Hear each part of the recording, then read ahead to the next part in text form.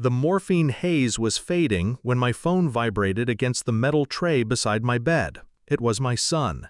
His voice was a trembling whisper. "Dad, they left me here. I'm scared." I sat up too fast. The stitches pulled deep inside my abdomen, but I didn't care. "Where are you?" "Water."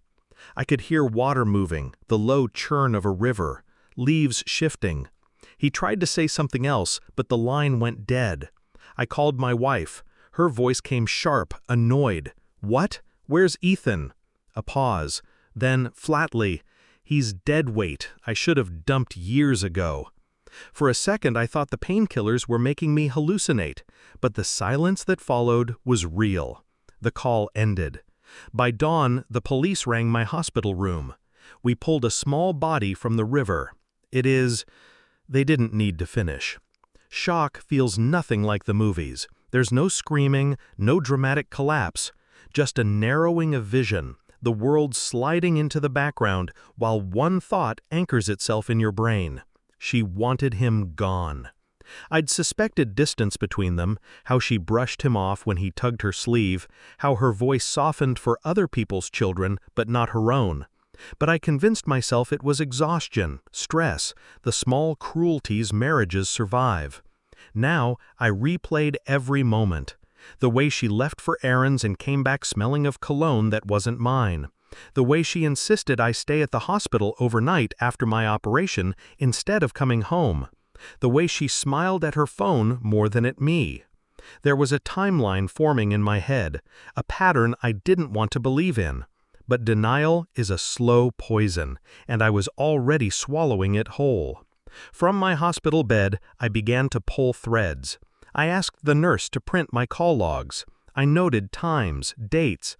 I searched the fishing spot on satellite maps. The only place she could have left him without being seen was the bend in the river. Dense brush on one side, deep drop on the other. I called her parents. They claimed they went back to check but found nothing. Too dark, too late. Their voices were rehearsed. When I was discharged, I moved through the house like a ghost. I didn't accuse, I didn't shout. I just listened. I found her phone in the laundry hamper, still warm from being used. Locked, but not to me. She forgot I knew her passcode. There were messages from a man named Mark. Casual at first, then intimate, then explicit. 3 days before Ethan's death. When he's gone, we can finally be free. When he's gone. I printed everything, not for the police, yet. For me. I needed to hold the truth in my hands before I could decide what to do with it. The DNA test was almost an afterthought. I swabbed Ethan's toothbrush, sent it in with mine. When the results came, I sat at the kitchen table, the paper heavy in my hands. Probability of paternity, 0%. Not my son. I waited until she came home from work. She set her keys down, smiled that thin, empty smile she kept for me.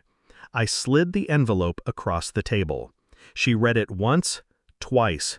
Her skin drained of color. You tested him?" I didn't answer. I didn't need to. The evidence between us said everything. Her hands shook. She tried to speak, to spin something, but the weight of the paper crushed every word before it formed.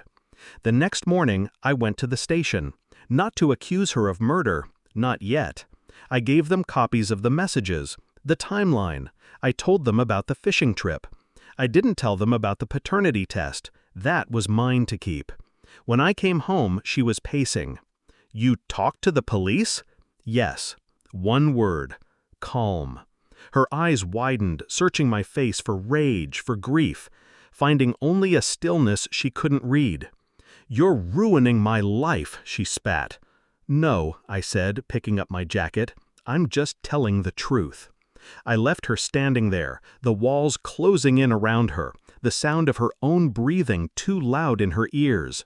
I didn't attend the funeral. There was nothing of mine to bury. Ethan was gone before the river took him. He was someone else's blood, someone else's claim, someone else's failure to protect. But he was also a child who called me Dad in his last breath. That part I'll carry, quietly, like a scar no one sees. As for her, I imagine the silence of the house will eat her alive. The police will keep calling, Mark will stop answering, and she'll think about the moment she told me he was dead weight. She'll wonder which word was the one that broke her life. I know the answer. It wasn't a word. It was me.